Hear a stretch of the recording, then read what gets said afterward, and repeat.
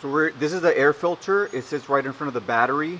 We're going to be using a T25 Torx bit to remove the bolts that are all around it. So go ahead and just remove all of the screws.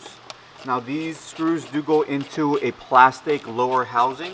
So when you're reinstalling them, you got to just be careful with over tightening because they will strip. Go ahead and remove all of them.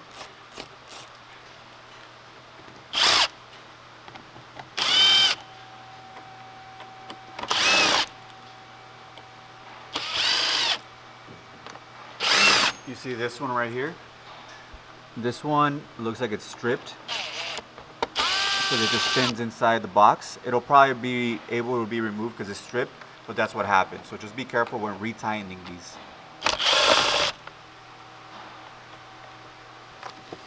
Okay, go ahead.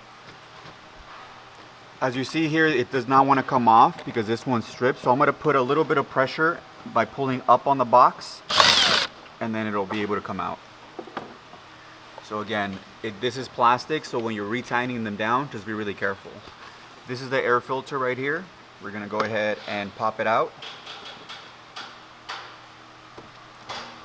Now once we remove it, the box, there is gonna be a little bit of debris here, so we're gonna vacuum this up and we're gonna install the new filter.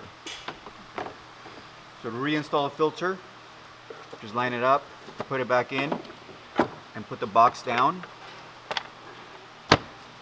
And when you're tightening these back down, again, just be really gentle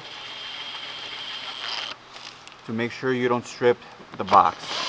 Tighten them all down, and you're all set.